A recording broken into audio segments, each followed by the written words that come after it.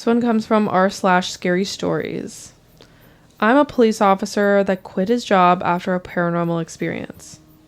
I'm not a superstitious person. I didn't believe in ghosts or demons until now.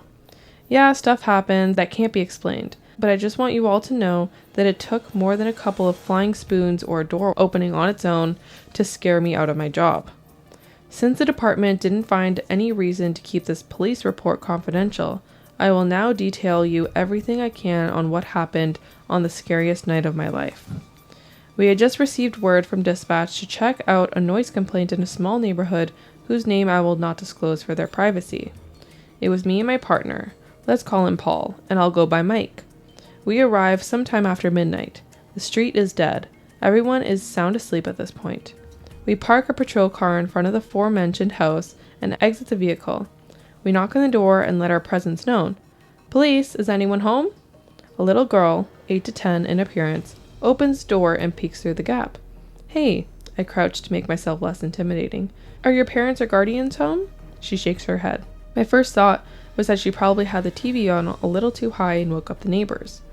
But before I could tell her to stay inside and lock the doors, then part, I heard the sound of crashing silverware coming from what I presumed would be the kitchen. The entire house was nearly pitch black. The girl answering the door and shaking her head let me know she was alone, which makes whoever made that noise an intruder as far as it concerns me. I asked the girl to step outside and turn to Paul. Paul, why don't you give her one of those lollipops you like to suck on when you're nervous? Paul gave me a cold stare as the girl giggled. They went to go wait by the car as I slowly pushed the door all the way open.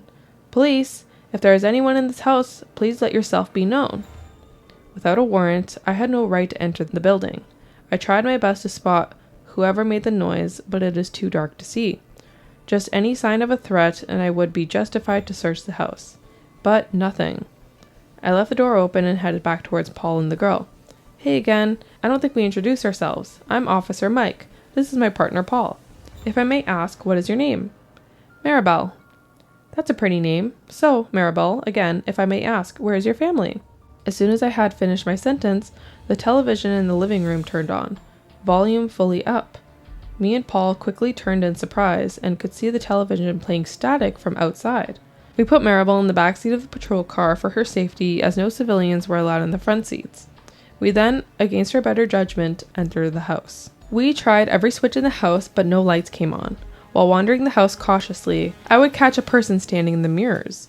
I thought it was Paul, but every time I looked behind me, Paul was nowhere to be found. As I returned to the front door along with Paul, we both jumped as running footsteps echoed down the hall. We detached our firearms and aimed it at the source. The footsteps got louder and got closer, but no one ever appeared physically. Lamps, chairs, and other stuff started getting thrown around by an invisible force as the footsteps reached us. We sprinted out of the house and waited by the front door. The footsteps seemed to stop, followed by the police siren that went off. I ran to the car and silenced the siren. I looked back at Paul, who seemed shook. You all right, Paul? He takes a lollipop out of its package and puts it in his mouth. Yep. I opened the rear door and checked on Maribel. You okay? She nodded her head, so I walked back to Paul. I don't know what to make of this, he said. Yeah, me either. No, seriously. Ignore the running invisible man that knocked everything down for a second. All the family photos, pictures on the wall. He points to Maribel. She's not in any of them. So, what are you thinking? The footsteps led outside. Then the siren goes off. There's a million buttons in that car. But what are the chances? Paul, are you trying to tell me Maribel is haunted? How do you explain what we just saw? I'm sure there's an explanation. The TV turns on when we take Maribel outside, prompting us to check it out. Someone or something shows up in the mirrors but ducks away. I remember wanting to shut him up. Not because he wasn't making any sense, but because he was. I know you've seen it. It was prowling around, then it runs outside and gets in the car, tries all the buttons. I think a ghost is trying to get to the girl. I just stood there, not sure what to say, until Paul decided to start walking back towards the house. Paul, what are you doing? It only shows up in mirrors. That's how we find it. I followed him inside and watched as he took a book from the counter and breaks the nearest mirror. What's the matter with you? That's someone's property. He takes a shard and hands another to me. It's not every day you get to arrest a ghost. We aimed our flashlights all over the house, waiting for something to appear in the broken glass.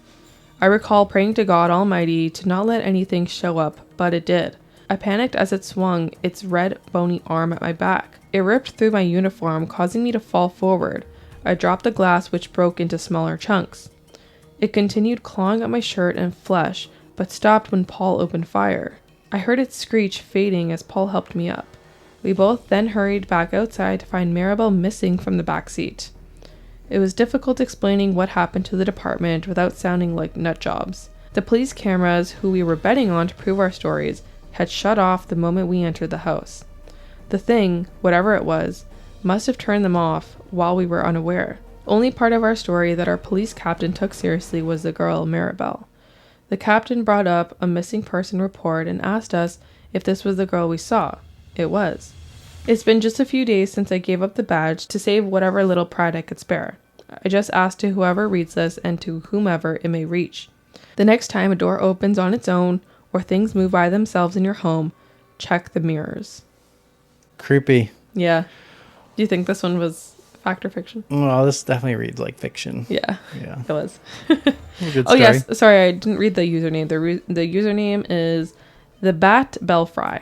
And we'll also have it linked down below. Yes. That's it for me. Okay. Let's hear your last one. All right.